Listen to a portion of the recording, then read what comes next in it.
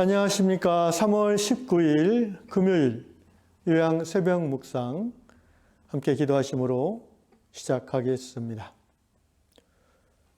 사랑의 하나님 아버지, 예수 그리스도 안에서 오늘도 우리를 사랑하여 주셔서 우리가 이 아침에 눈을 뜨고 몸을 움직이며 하나님의 말씀 앞에 영으로 나오게 하심을 감사드립니다.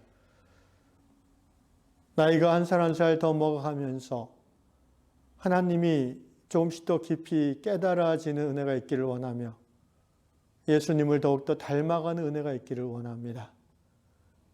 오늘도 이 말씀을 통해서 세상 풍속에 젖어서 아무런 생각 없이 따라가던 우리의 삶의 모습이 있다면 주님, 그 부분을 깨닫게 해주시고 하나님 나라 말씀의 원리 속에서 하나님의 뜻을 따라 변화되어지는 하루가 되게 하여 주시옵소서.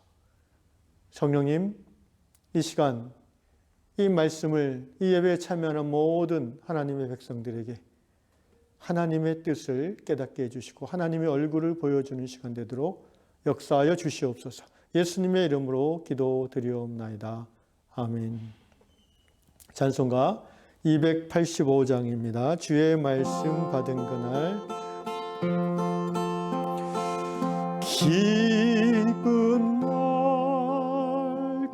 기쁜 날 주 나의 죄 다 씻은 날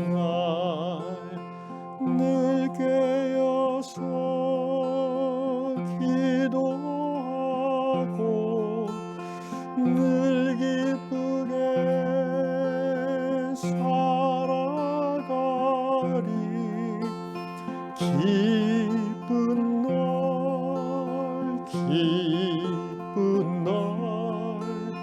주 나의 죄 다 씻은 날 주의 말씀 받은 그날 참 기쁘고 복되도다. 이 기쁜 마음 못 이겨서 온 세상에 전하노라. 기쁜 날 주 나의 죄 다 씻은 날 늘 깨어서 기도하고 늘 기쁘게 살아가리. 기쁜 날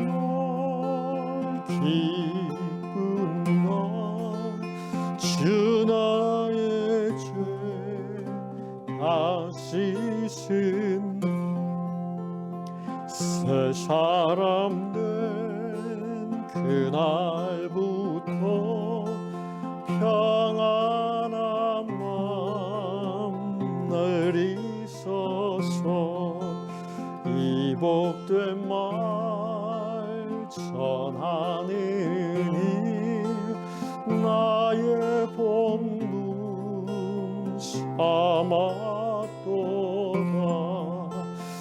기쁜 날 주 나의 죄 다 씻은 날 늘 깨어서 기도하고 늘 기쁘게 살아가리. 기쁜 날 주 나의 죄 다 씻은 날.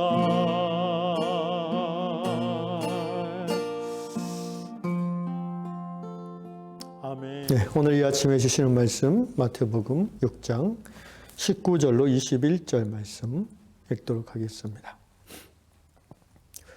너희를 위하여 보물을 땅에 쌓아두지 말라. 거기는 좀과 동록이 해하며 도둑이 구멍을 뚫고 도둑질하느니라. 오직 너희를 위하여 보물을 하늘에 쌓아두라. 거기는 좀이나 동록이 해하지 못하며 도둑이 구멍을 뚫지도 못하고 도둑질도 못하느니라. 내 보물 있는 그곳에는 내 마음도 있느니라. 아멘.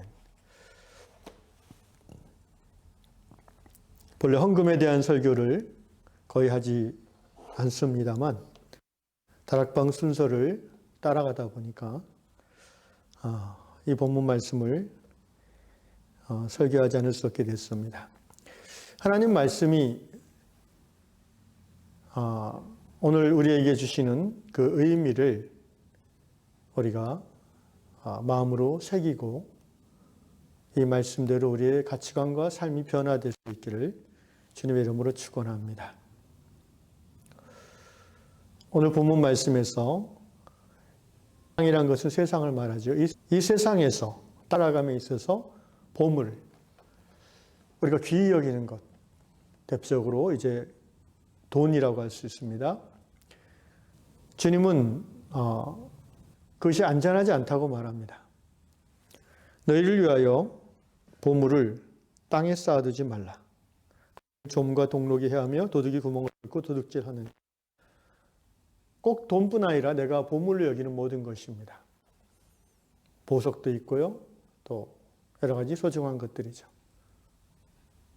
당시 이런 말씀을 하게 된 당시의 배경은 예수님 당시 이스라엘 지역은 집의 기초나 기둥은 돌로 짓지만 벽은 진흙으로 만드는 경우가 많았습니다. 그러다 보니까 도둑이 벽을 뚫고 들어와서 도둑질을 하곤 했습니다. 그래서 사람들은 보물을 집 안에 두지 않고 방바닥을 파고 거기에 묻어두는 경우가 많았다고 합니다. 그런데 지하에 귀중품을 묻어두니까 습기로 인해서 좀이 먹고 또 동록이 해했다고 성경은 말합니다. 동록이라는 말은 녹이 슬어서 생기는 그 푸른빛의 녹슨 그 물질, 그것을 동록이라고 표현합니다. 또 녹이 슬지 않는 그런 보물의 경우도 도둑들이 얼마나 기가 막히게 보물을 숨길 만한 그 장소라 하는지 어떤 경우에는 그 집 밖에서부터 땅굴을 파서 들어와서 그곳에 숨겨놓은 보물을 더 가지고 갔다고 합니다. 결국 예수님 말씀의 요지는 무엇입니까? 우리가 이 땅에 살아가는 동안 우리의 생명만큼 귀히 여기는 돈, 재물, 보물 이런 것들이 결국 쉽게 없어질 수 있는 것이고 사라지고 말 수 있는 거라는 겁니다. 너무 거기에 너의 인생을 걸면 안 된다는 것입니다. 그 재물이나 돈은 너의 삶의 수단이지 목적이 될 수 없다는 것이죠. 그래서 주님은 우리에게 보물을 하늘에 쌓아두라고 말씀하십니다. 20절 말씀, 오직 너희를 위하여 보물을 하늘에 쌓아두라. 바로 너희 자신을 위해서 그렇게 하라는 것입니다. 하늘에 쌓아둔다는 말은 하나님 앞에 그 보물을 쌓아두라는 것이죠. 그렇게 쌓아둘 수 있는 첫 번째 방법이 무엇이겠습니까? 바로 하나님 앞에 헌금 드리는 것입니다. 우리가 하나님께 드리는 모든 헌금은 다 하나님 나라에 저축되는 것입니다.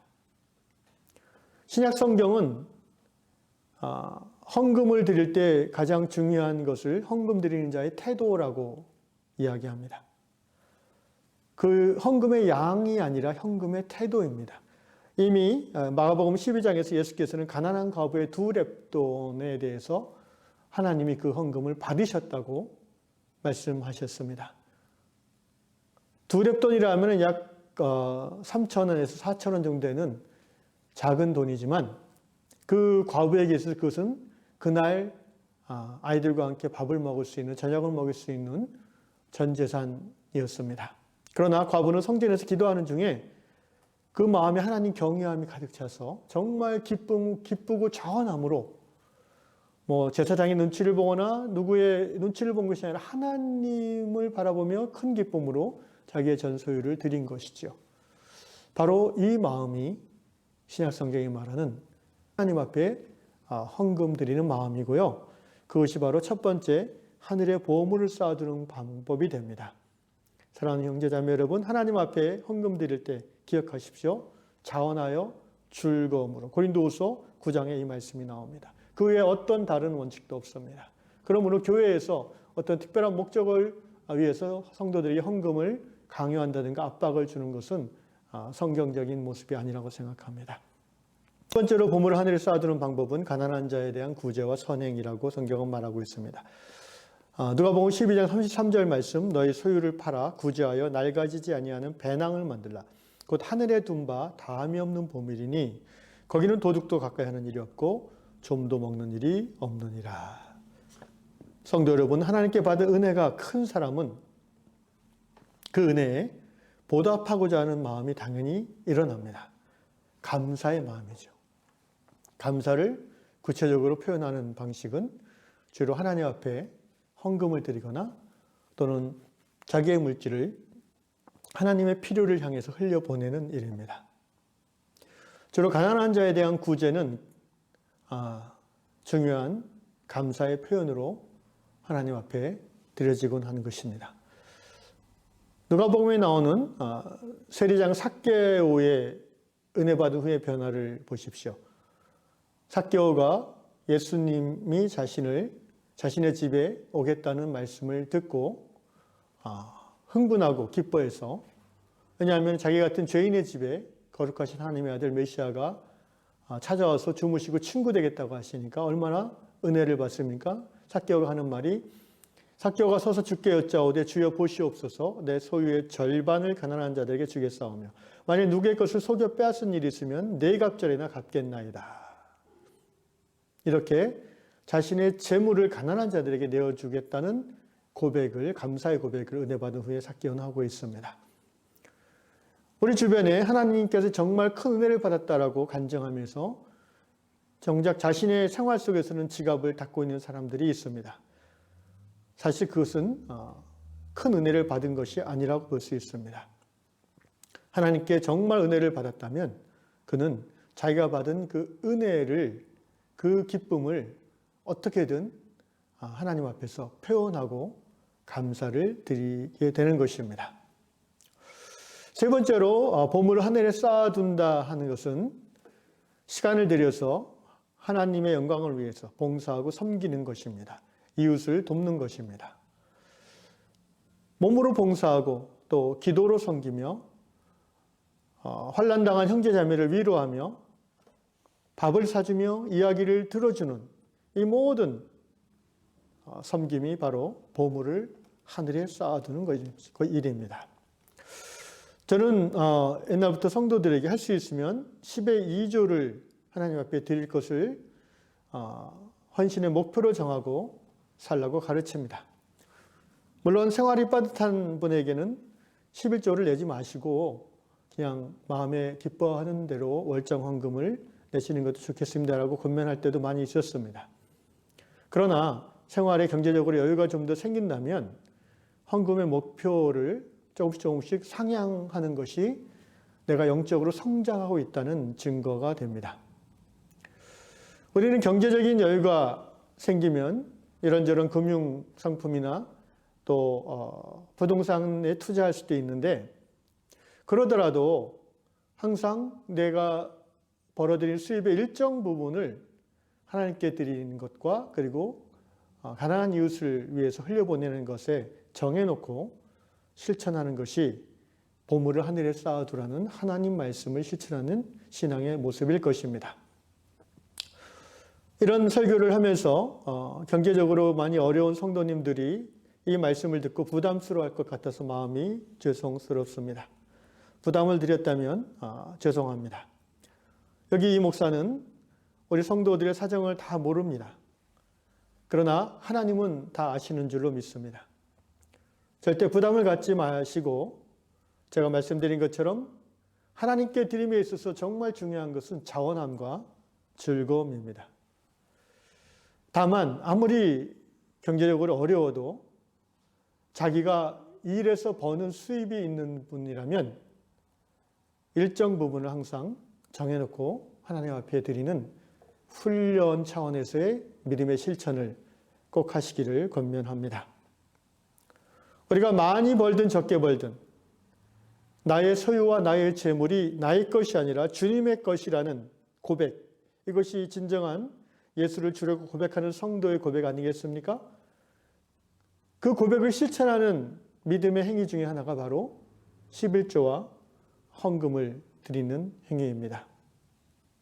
그리고 이 훈련은 우리가 이 땅에 살아있는 동안에는 늘 해야 되는 훈련입니다.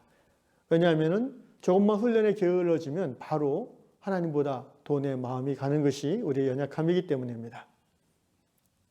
그렇지만 이런 이 목사의 권면도 결국 여러분 각자가 하나님 앞에서 결정하는 것입니다. 이 말씀을 듣고도 내키지 않고 부담이 된다면 따르지 않으셔도 좋겠습니다. 다만 결정하기 전에 하나님 앞에 고요히 나아가서 이 부분에 대해서 주님의 뜻을 구하고 또 주님께 하소연하는 그런 시간을 꼭 가지시기를 제가 권면드리겠습니다. 헌금에 대한 설교를 하면서 제가 이 교회 부임할 때 들은 이야기들이 생각이 났습니다.